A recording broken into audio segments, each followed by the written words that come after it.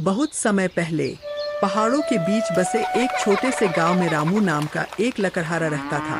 रामू मेहनती था, लेकिन गांव वाले उसे एक बात के लिए हमेशा मना करते थे।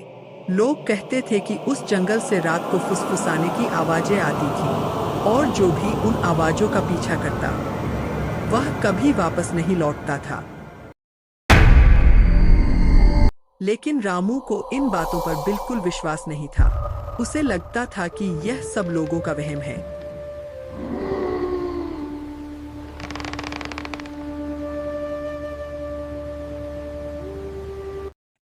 एक रात जब रामू जंगल के किनारे से गुजर रहा था, अचानक उसे किसी बच्चे के रोने की आवाज सुनाई दी। बचाओ, बचाओ! रामू चौंक गया। रामू को एहसास हुआ कि वह आवाज जंगल के बहुत अंदर से आ रही थी और फिर वह अपनी कुल्हाड़ी लेकर जंगल के अंदर चला गया। तभी रामू की नजर सामने पड़ी। एक छोटा सा लड़का, वह जंगल के बीचों बीच अकेला बैठा रो रहा था। रामू धीरे धीरे उसके पास पहुंचा। उसके मन में डर भी था और यह जानने की उत्सुकता भी। रामू उसके पास पहुंचा और प्यार से पूछा, तुम कौन हो बेटा? लेकिन लड़का चुप रहा। लेकिन लड़के ने कोई जवाब नहीं दिया।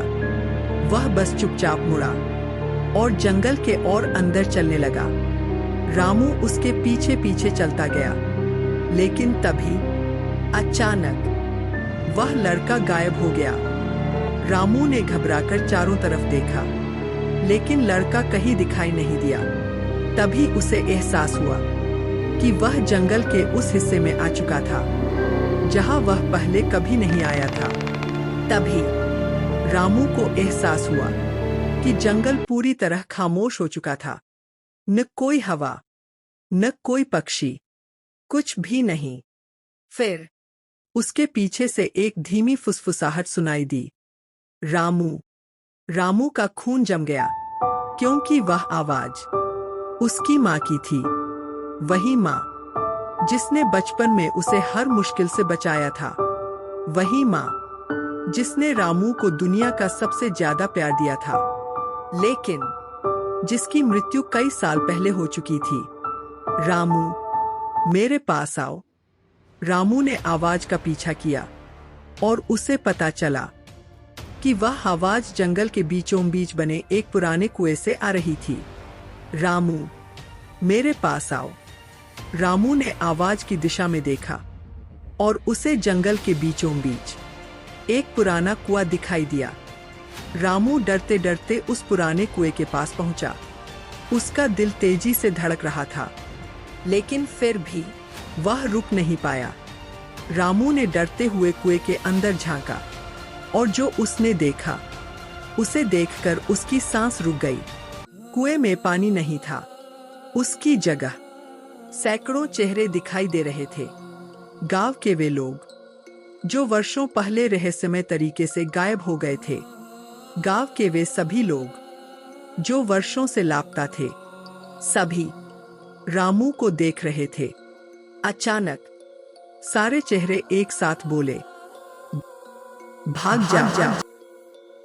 तभी कुएं के अंदर से एक विशाल काला साया बाहर निकलने लगा। वह कोई साधारण प्राणी नहीं था। वह वही मायावी शक्ति थी जो लोगों को उनकी सबसे प्यारी आवाज सुनाकर जंगल में फंसा लेती थी।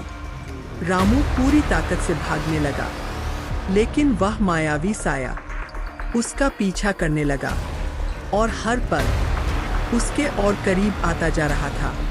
पूरा जंगल कांपने लगा। विशाल पेड़ एक एक करके गिरने लगे, लेकिन रामू रुका नहीं। वह अपनी पूरी ताकत से दौड़ता रहा। तभी दूर से एक मंदिर की घंटी सुनाई दी। टन टन टन। रामू ने सामने देखा और धुंध के पार उसे गांव का मंदिर दिखाई दिया। शायद वही उसकी आखिरी उम्मीद थी। जैसे ही रामू जंगल की सीमा पार करके बाहर निकला, मंदिर की पवित्र रोशनी पूरे जंगल में फैल गई। काला साया सीमा तक तो पहुंचा, लेकिन वह उस रोशनी को पार नहीं कर सका।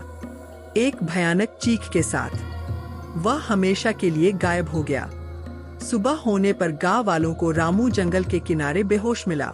वह जिंदा था, लेकिन उसकी आंखों में अब भी पिछली रात का खौफ साफ दिखाई दे रहा था। रामू ने गांव वालों को पूरी कहानी सुनाई। जंगल, पुराना कुआं और वह भयानक काला साया। लेकिन गांव में किसी ने उसकी बात पर विश्वास नहीं किया। सबको लगा कि रामू डर के कारण ऐसी बातें बना रहा है। लेकिन उस रात गांव के सभी लोगों ने जंगल की दिशा से सैकड़ों फुसफुसाहटें सुनी। हर तरफ से एक ही आवाज गूंज रही थी, रामू, हम अभी भी यहाँ हैं।